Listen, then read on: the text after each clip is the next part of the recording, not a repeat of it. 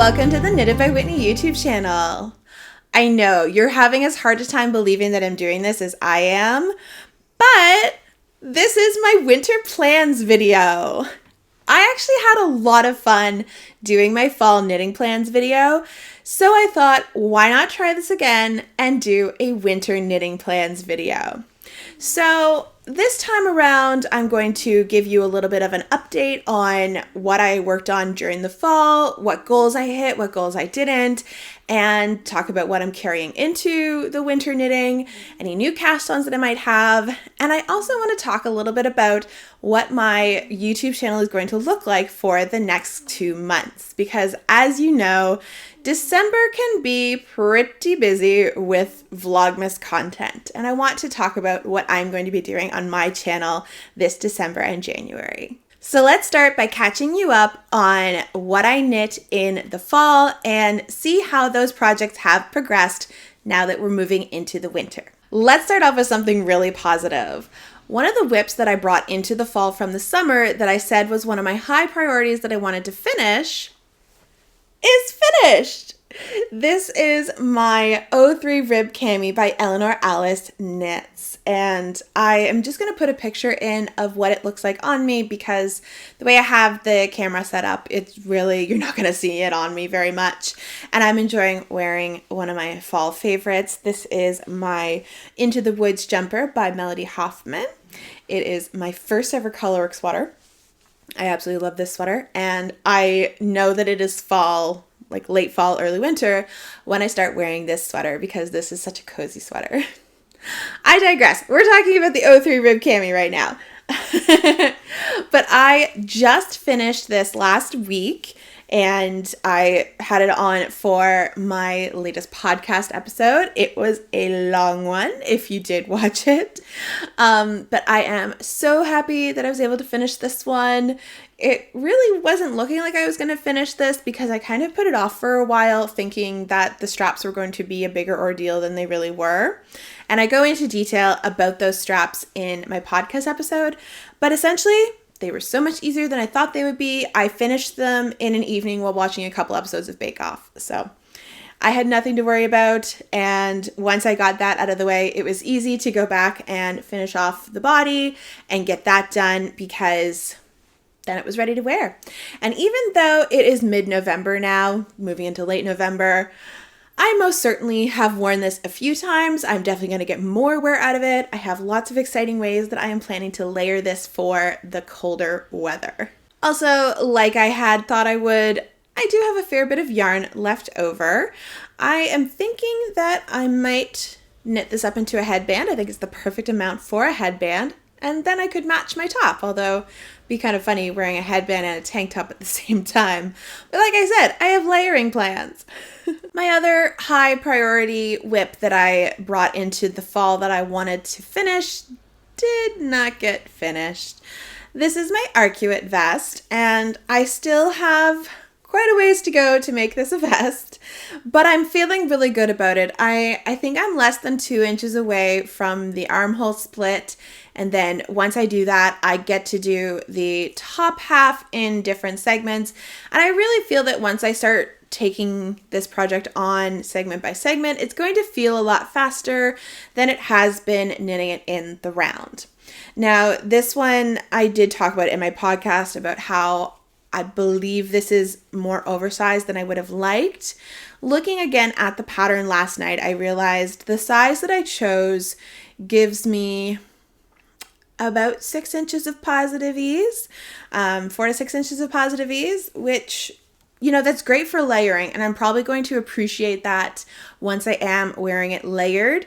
But trying it on when it's only half done, it's kind of hard to imagine that. It's kind of hard to really envision what that's going to look like when it's a finished piece. So I'm hopeful that I can get this done before the end of the year because I really would like to get some feedback to Charissa about the pattern because I am doing this as a test knit to give, I was given the pattern in exchange for feedback, and I was given the pattern back in like March or April. So I really would like to get this done, get this off the needles, start wearing this, get some feedback to Charissa So far, I have lots of good things to say about it because I've really been enjoying this pattern, but there's still quite a ways to go, so I need to make more progress on this. So those were the first things that I had talked about in my fall knitting plans, and those were my priorities of things that I wanted to get done. I only got 1 out of 2 done, so 50% is not bad. I was actually really happy about the fact that I at least finished one of the things that I had on my mind to do in the fall. So those are my highest priority items that I had in my fall knitting plans. And for the rest of the items that I talked about in that video, I have varying things to say about them because some of them I didn't touch at all and they're going to continue to hibernate. Some of them are whips that I made quite good progress on that are going to continue into the winter.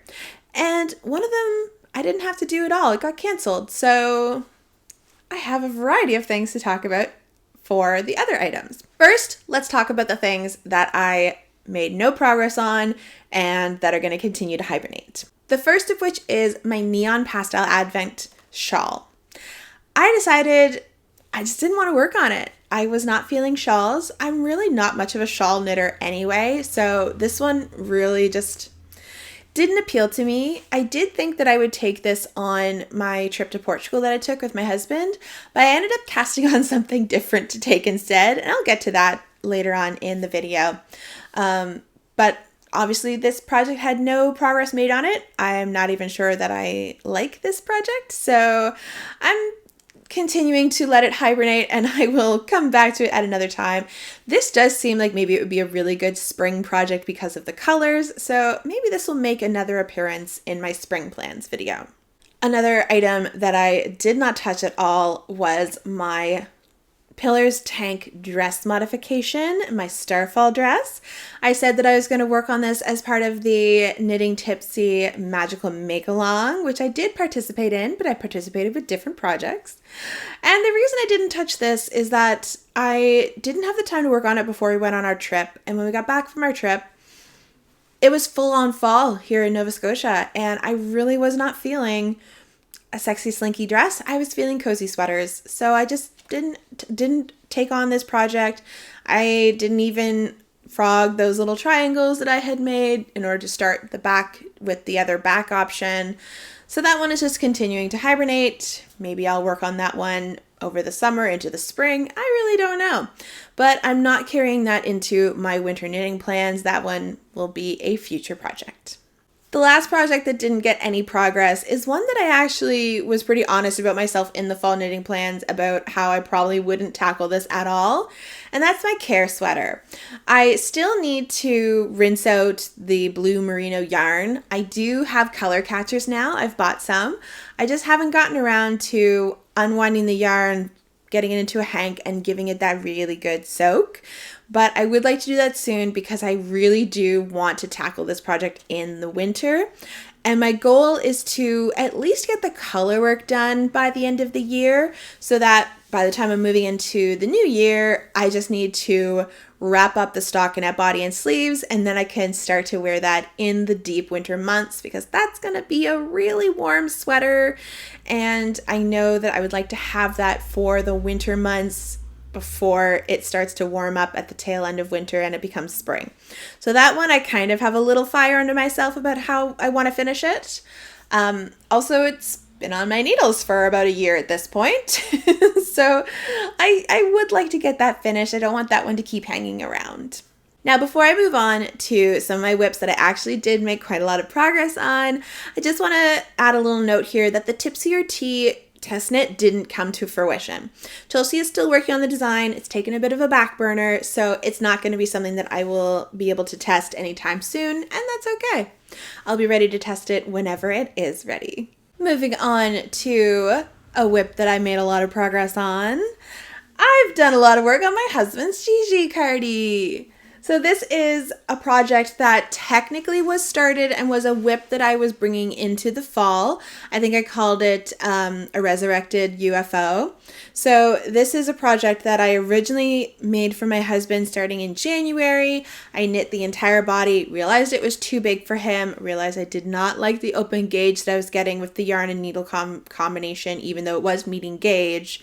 and I decided to frog it and start again. Technically, I still haven't frogged the original body. I'm using the extra balls that I hadn't used yet to start the new version. So coming into the fall, I had done the rib neckline and I had picked up my stitches in order to do the yoke. Well, I am almost done the yoke. I still have maybe 10 rows or so before I can split for the body, but I'm feeling really good about my progress on this. I told my husband that I would love to get it ready for him Christmas-y time. Obviously, I don't think I'm going to meet that deadline. That's totally okay. He's just going to be happy to have it whenever, but I think this would be really great to have for him before I hit that 1 year time of when I started the project, so that this could hopefully be finished in at least under a year, maybe just at a year. Because technically I am knitting 2 cardigans. The first one just didn't fit right. But I am very happy with the changes that I made. I essentially just went down in needle size and I got a much better gauge. It's less open. It's a little sturdier. This is a very drapey yarn though, as you can see. And that's because this is a blend of alpaca, wool, and acrylic. By the way, this is gifted yarn. This was gifted to me by Hobie in exchange for a marketing campaign that I did for them back in January and February. This is their upcycled alpaca blend. I liked the yarn a lot when I first got it, but the more I work with it, the less I like it. I just find the drapiness it's quite loose and drapey. I also don't know how well the fiber is going to hold up over time. I do kind of wish I'd gone with more of a sturdier fiber with some more memory, but it's already done now and I don't want to not use the yarn. I do have quite a bit of it. This color would look great on Doyle, and I also know he really wants a hand knit cardigan. So I will get this done for him and he'll be able to wear this cozy gray cardigan hopefully this winter. My next 2 whips that I'm going to show you are ones that I casted on in the fall, and I'm very excited to be making even more progress on them in the winter, one of which I would like to have done for Christmas, and that is my Lento sweater. This sweater is made using Fleece Artist Handmaiden yarn that was very kindly gifted to me by Fleece Artist Handmaiden. They are a local yarn company here in Nova Scotia, and I am their very first influencer. And this is their Handmaiden whisker base in the color Raspberry Cordial. It is such a beautiful cranberry red, and I'm really excited to wear this for Christmas. I have a mini skirt that is the exact same color as this that I thought about wearing. But then I also remembered that that skirt is a little snug and my dad makes a killer Christmas feast. And there's so much food that I could never wear that skirt and be comfortable on Christmas Day. So I've thought of another skirt that I have in my wardrobe that has a much looser elastic waist that I will wear instead. But it does match this sweater perfectly, which is really cool. And I've taken some progress photos with it. But I am so excited about this. I have split for sleeves. I've done maybe 2 inches of the body, and I have one little nugget of yarn left from the current ball that I'm working on. Once I finish that, I'm going to pick up a sleeve and get a sleeve going. I've decided that I want to do the sleeves first on this one so that I can make sure that I get some really nice cozy sleeves, and then I'll go back and I'll knit the body for as long as I have the yarn for. And this one is just so cozy. It's so soft. I love this yarn so much. It's not at all itchy. It's a blend of wool, mohair, and nylon, but it is so soft next to skin. I have no problem wearing this right up against my neck. So I'm really excited to have this cozy but lightweight sweater in my wardrobe, and I would really love to wear this on Christmas Day.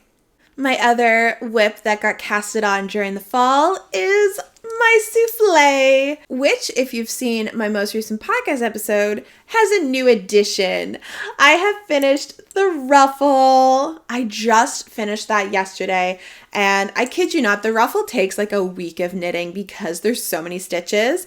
but it's so worth it. And it really is the standout feature of this pattern. Now, I mentioned in my podcast episode that I had a slightly different colored mohair just because I was a little short on the mohair and I wanted to make sure I wouldn't run out. So I decided to use that other color. It's technically a very similar color. It's just a little darker than the pale pink of the mohair for the body of the sweater. And I really like that it's slightly different. It really stands out to me without being too much of a contrast. And I really like that it kind of highlights the ruffle as that really big element to a pattern that gives it the detail that you like. So I'm very, very happy that the ruffle is now done. Very happy with how it looks. And I'm making really good progress on this. I have just split for sleeves. I have one row that has been done on the body. And contrary to my lento, this one I'm going to do the body first. Because like I said, I am a little tight on my yarn. I would rather do the body first, get the length that I'm comfortable with, and then get whatever length sleeves that I can get. My plan is, of course, long sleeves, but if I can only get 3/4 sleeves, I'll still be happy with that because this is meant to replace a store-bought blouse that I have in my wardrobe that is very similar in style but doesn't fit me anymore. And I'm really, really excited to have a hand knit version instead. So my souffle, I haven't really given myself much of a deadline on. I think I told myself I would really like to have it done for the spring because of the colors and everything. So that one's very low priority. I'm just going to pick away at that. And now that I've done the ruffle, everything else is a breeze. So everything that you have seen so far is something that I talked about doing in my fall knitting plans. Now I have 3 more things that I want to share with you that I didn't talk about in the fall. One of which is something that I cast on in the fall, but is just going to go into hibernation. And the other 2 items are going to be new cast-ons. The first item that I started in the fall is a Tolsta tank. And no, it doesn't look like much right now because it really is scrunched up on a needle. It's just being knit in the round. But I casted this on to take on our trip to Portugal because I really wanted something simple and easy to work on. And I was inspired by aka Nora Knits, who has one of these in her purse at all times as her purse knitting. And it dawned on me, what could be better as purse knitting than something that is knit in the round for like 12 inches before you have to do anything? So I decided to take this on my trip. I thought that like a hat wouldn't really engage me as much, but I tend to be very motivated to work on garments. However, I didn't actually work on this very much on our trip. I think when I left, I had already done the ribbing because I needed to use a different size needle for the ribbing. And I think I had 1 row of the stockinette done. And I thought I would work on this all the time. I also brought my arcuate vest on our trip because I thought that would be really mindfully engaging for the plane ride. I did not realize the plane ride would be so acutely uncomfortable, especially as a fat person. But even if you are not a fat person, just by virtue of being so close to the seat in front of you, you were so uncomfortable. So I did not knit at all on our flights. I knit on the trains that we took in between different towns in Portugal. But I really didn't knit very much. I think our trip was just really tiring because we were so active during the day. We were doing so much and we were walking at least 12 kilometers every day. And we would get back to our Airbnb, we would shower, we would watch TV and go to bed. Like we were just zonked from all the adventuring during the day. So I really didn't work on it very much.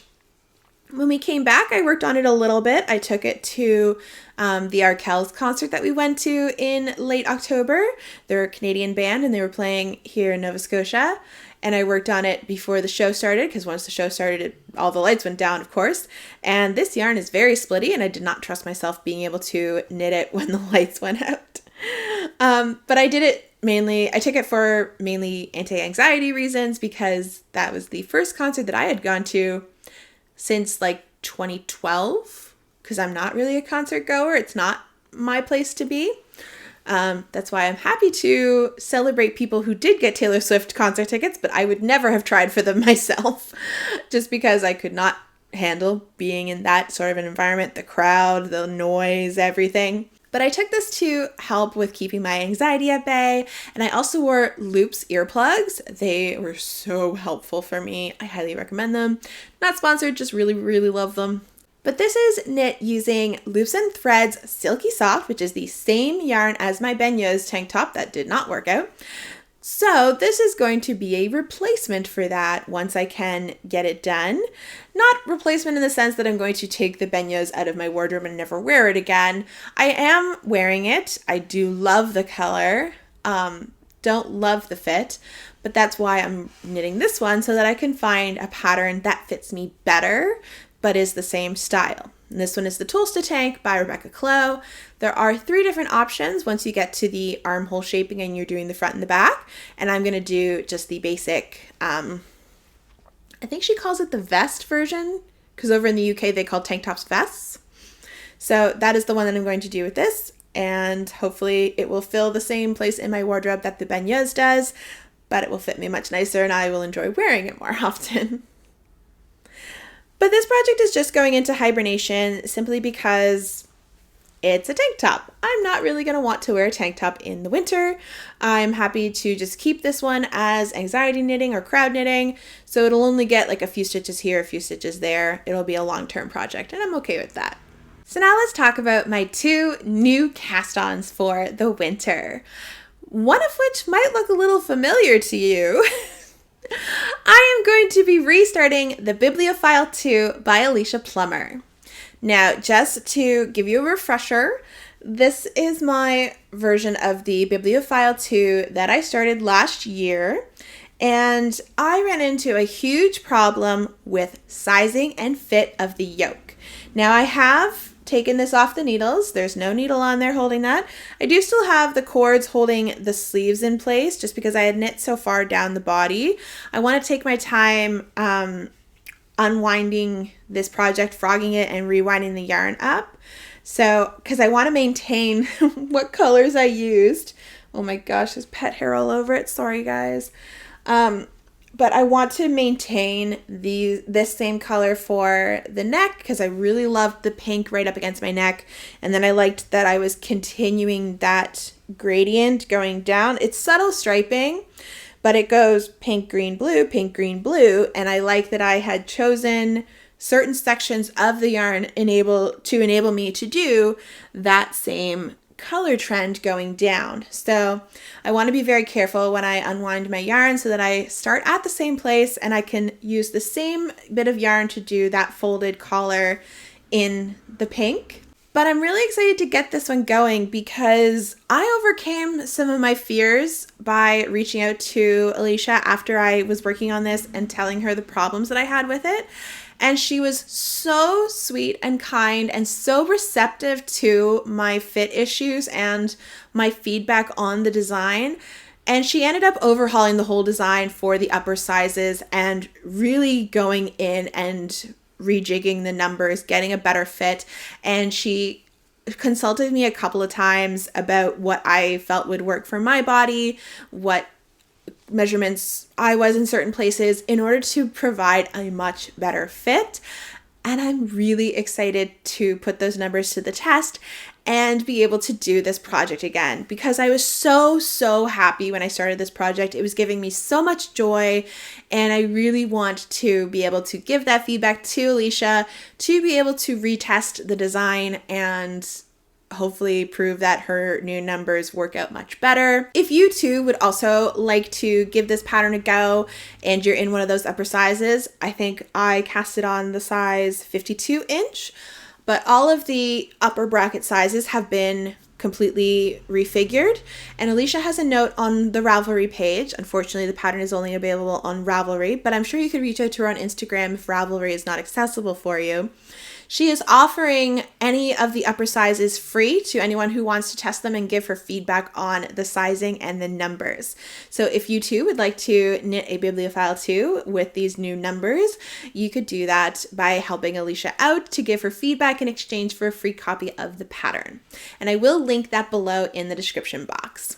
But I'm really excited to get this one going. I don't think I will put a lot of work into this one before Christmas. I would just like to get it started before Christmas and start to work on it on my time off over the holidays, and then really work on it a lot in January and February, because this would just be such a lovely pattern to photograph in the snow, because these are all really, really pale wintry pastels, and I can just imagine this showing off so nicely in front of a snowy background. So that's kind of spurring me on to get this going and to work on this. My second new cast on is going to be a brand new cast on, and it is something that has been swimming around in my head for a long, long time, and I think I feel that I need to just get in and do it, because it's kind of stalking me in my mind. It's saying, make me, make me. And that is the Easy Eyelet Yoke Sweater by Knititude. Now, I'm going to change it a little bit just because I have knit the Easy Eyelet Yoke dress, which includes short row shaping for the neck. The original sweater pattern does not include that, so I will be doing the short row shaping. Also, I don't like how high the neckline on the original is, and when I made my dress version, I did start lower down. So that one was super easy to do. I just started with the same number of stitches that you would have after doing that first row of eyelet yoke increases, and that's where I started with my neckline. Now the pattern does say to start with a ribbed neckline, but I've been seeing what I've been enjoying wearing over the past couple of winters and colder months for sweaters, and I've really been loving a folded neckband. So I'm hoping I'll have enough yarn that I could do a folded neckband, and I'll just start with the pattern at the stockinette section, and I'll pick up and do the ribbed folded neckline afterwards. But I'm going to be using some really pretty yarn that I showed off in my very first stash tour video, because it is a local to me yarn. And that is this Ravenswood fiber yarn. Now, it doesn't look like much in the caked up skein, so I have it on a loose skein as well. I just already have one caked up that I want to do a swatch from. I might even do the swatch in the next couple of days, just so that I know what I'm going to be happy with, how it's going to work up, that type of thing. But this is a color called Standing Out in a Crowd, and this is her merino worsted base, so it's 100% superwash merino, and I'm such a fan of these blue and green colors. They are just so, so pretty, and I am limited. I only have 5 skeins of this, so I really think that the Easy Eyelet Yoke sweater will be a good option, because Chantel's patterns are usually knit at quite a loose gauge, so your yarn is going to go a little further. Also, those eyelet yoke increases use less yarn than when you're doing a make one. And also, I can make it as cropped as I like, because the pattern is designed to be hip length, and I have slightly less yarn than the pattern calls for the size that I want to make. I'm also going to be making a smaller size, because for some reason, I don't know why, all of Chantel's patterns, I have to go down at least one size in order to have it fit me the way that it's supposed to. But I'm actually going to go down to an extra large for this pattern, even though technically, according to her sizing chart, I should be in the 3X category. I don't feel that that fits me right at all. And I also want to go down to an extra large, both for yarn saving, but also I think this would be really nice as a fitted cropped sweater. So I'm hoping to get neutral ease by going down to the extra large, and I'll make it a little bit cropped, and it'll be a great option to wear with some skirts. And this color is so beautiful. I just really want this as a wearable garment. So now I've caught you up on what my winter knitting plans are. Let me take a little bit of time here to also talk about what you can expect to see on my channel in December and January. Now, if you've been with me for a while, you'll know that in 2022 and 2023, I did Vlogmas. And I have decided that this year I will not be participating in Vlogmas. I really applaud and respect the people that do Vlogmas, especially those who do daily Vlogmas. I never did daily, I did weekly. And I found that it was a lot of work with not much return. Now, I didn't get as much joy out of it as I expected that I would, because I was planning to go to all of these different festive things in order to have really pretty content to share. And honestly, I just found that everything felt like a chore. It was so much work. It was taking me out of the moment of actually enjoying the cozy holiday season. And I really didn't enjoy that. Also, I really feel that Vlogmas is done best by those who are content creators or those who work at home and have a flexible working arrangement so that they can do recording during the daytime, during the daylight. They can customize their house and decorate it to be as pretty as they want, and they can really romanticize their life. I struggle to be able to romanticize my life because I work full-time outside of my home. We have to commute to and from work, so we're leaving in the dark. We're coming home in the dark. Usually we're tired after work. We just want to relax, and it was hard to make myself do filming content after work and have to deal with really bad lighting or spend my entire weekend doing content for Vlogmas. That would be pretty. That would be aesthetic. That would be well lit because it's daytime. And it was honestly really hard for me, and I really struggled with that. So I never had fun doing Vlogmas. And I did kind of touch on this in the last episode of my 2023 Vlogmas, so you could go back and see what I said at that time.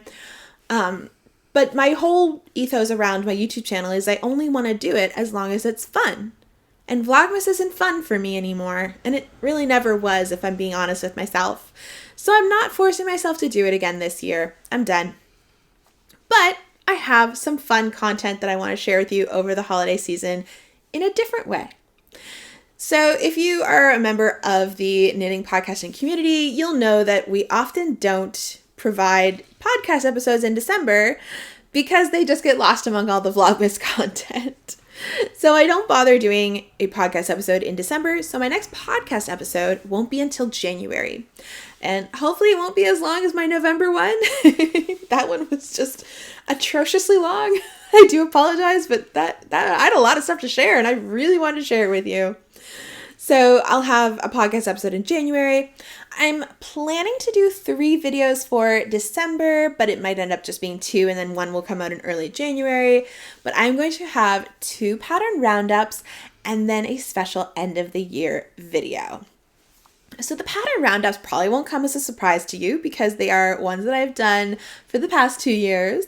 I'm going to be doing another holiday sweater video, which is predominantly Christmas. I'm hoping that at least one of the patterns in my collection that I still need to vet and go through will be able to be used for other holidays because it's a very mix and match motif driven sweater.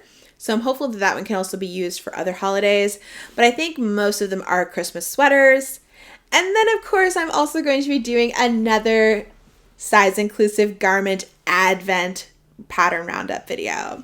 These have been really popular with you all. I know you love seeing them, and I'm very excited to say that I was able to gather another chunk of sweaters to share with you in my video about how to use your Advent.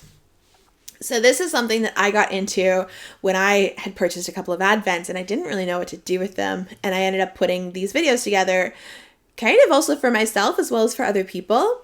And I've gotten a little more creative as I've put together more of these videos because you can only have so many ways of using an Advent, but I'm always really excited by what I find and I love sharing that with you. So you can expect those 2 videos to come out. Hopefully they'll both come out in December, but the Advent one might be pushed to January, and that'll be okay. Don't worry about it, it's fine. And then I have one more video that I'm hoping to do in the next 2 months. And it's one that I've kind of done before, but I want to do it again. And I'm really excited to share the thoughts that I have about this in this video. And that's the everything that I knit in 2024. I did one in 2022, and I don't know, it was a little rough and ready. I wasn't really happy with the quality that I got from the video. I would really like to do one this year because I feel like I have a lot of thoughts to share about the mental aspect of making because I struggled really hard with my projects in the first half of the year, and I actually didn't have a finished project until April. I also didn't have a finished garment until July. I'm starting to finally reap a lot of successful project benefits now in the fall and moving into the winter. My O3 rib cami turned out really, really good. My romance cardigan turned out really, really good. I'm seeing great progress with the whips that I'm working on, and I think they will result in some really beautiful finished objects.